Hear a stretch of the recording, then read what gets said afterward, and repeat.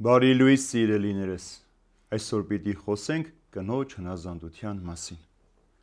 Այսպես էլ դուք կանայք հնազանդ եղեք ձեր մարդկանց, որպեսզի եթե նրանցից ոմանք չհնազանդվեն խոսքին, իրենց կանանց ընթացքի շնորհիվ եւ առանց խոսքի շահված լինեն, նկատի ունենալով ձեր պարկեշտ ընթացքը լի երկյուղացությամբ։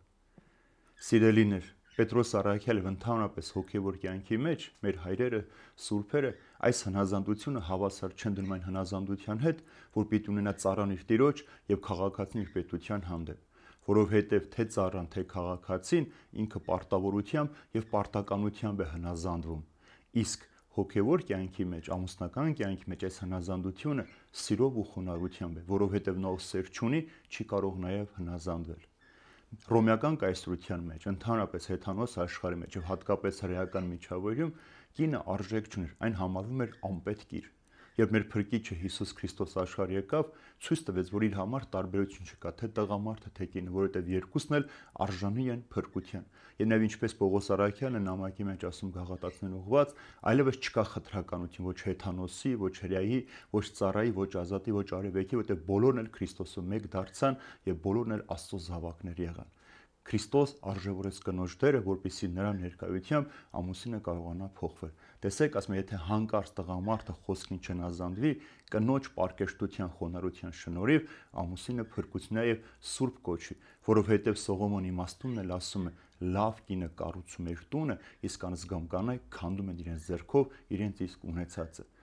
Երբ որ դու վեճով, կռիվներով փորձես քո ամուսնուն փոխել, նա անդադար պիտի շարունակի իր ականջները փակել ու քեզ չլսել, բայց քո խանուրությամբ կարող ես նրա սիրտը շահել, փոխել եւ փոխել նաեւ քո ընտանիքը։ Այն ընտանիքների մեջ, որտեղ ամուսինը հավատացյալ է, շատ հեշտ է, որ ընտանիքն էլ պարկեշտությամբ պիտի ապրի։ Այն ընտանիքների մեջ, որ տղամարդը հավատացյալ չէ, շատ բան կախված է կնոջ խոնարհությունից, համբերատարությունից ու սիրուց, որովհետեւ կնոջ ներկայությամբ շահում է նաեւ ամուսինը։ Նույնիսկ Սուրբ Գիրքն ասում է, որ անհավատ ամուսինը իր կնոջ ներկայությամբ սուրբ է համարվում, այնպես էլ անհավատ կինը կարող է իր հավատացյալ ամուսնով սուրբ դառնալ։ Ուրեմն այս խոնարհությունը ոչ թե պարտավորություն, այլ առաքինություն եւ առաքելություն է տրված կնոջը, որպեսզի կարողանա իր ընտանիքը պարկեշտության, սրբության մեջ պահել։ Եվ ինչպես մեր Գարեգին Հոսեփյան կաթողիկոսն էր ասում, ընտանիքն մի փոքրիկ եկեղեցի է եւ այդ եկեղեցու քահանան սպասավորը կինն է։ Ուրեմն կնոջ առաքելությունը այս ընտանիքը ոչ միայն խաղաղության մեջ պահելն է, այլև այդ ընտանիքի մեջ Աստծո սերը պահել,